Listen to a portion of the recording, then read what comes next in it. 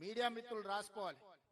30 నెలల చంద్రశేఖరరావు చేసిన అప్పులకు తప్పులకు ఓన్లీ సాగునీటి ప్రాజెక్టులకు నేను చెప్పేది 52,121 కోటి రూపాయలు. ఆయన చేసిన అప్పులకు తప్పులకు అసలు మిత్తి కలిపి 52,121 కోటి రూపాయలు నేను చెల్లించిన. ఇక నేను పనులకి 30 నెలల్లో చెల్లించింది ఎంత అంటే 22,000 కోట్ల రూపాయలు. 52,000 కోట్ల రూపాయలు ఆయన చేసిన అప్పులకు నేను వడ్డీలు అసలు మిత్తి కడితే నేను మొత్తం రాష్ట్రంలో జరిగిన ప్రాజెక్టులకంతా నేను చెల్లించింది కాంట్రాక్టర్లకు 30 నెలల 22,000 కోట్లు.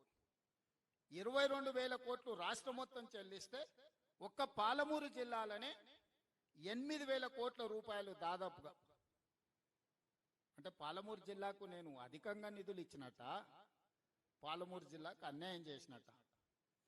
ఇప్పటికీ జిల్లాల ప్రాజెక్టులు పూర్తి చేయాలంటే 4,000 ఎకరాల భూసేకరణ చేయాలి.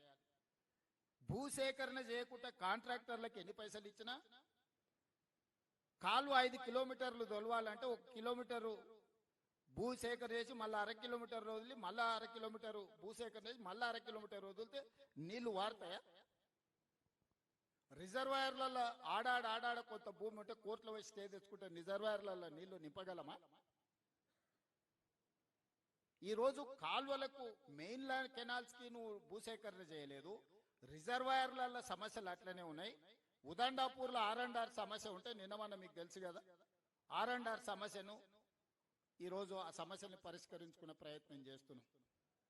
ఇవి ఏవి చెయ్యకుండా, భూసేకరణ చేయకుండా, లేకపోతే R&R ప్యాకేజీలు ఇవ్వకుండా రిజర్వాయర్లలో నీళ్లు నింపగలమా? అందుకే ఈరోజు ఆ సమస్యలన్నిటిని సంపూర్ణమైన అవగాహన చేసుకొని రాబోయే 2 ఏళ్లలో మాక్సిమం ఈ జిల్లాలు ఉండే పనులన్నిటిని పూర్తి చేయాలని ఈరోజు కంకణం కట్టుకొని మేమందరం క్షేత్రస్థాయిలో పర్యటన చేసి కార్యాచరణ తీసుకొని ముందుకు వెళ్తున్నాం.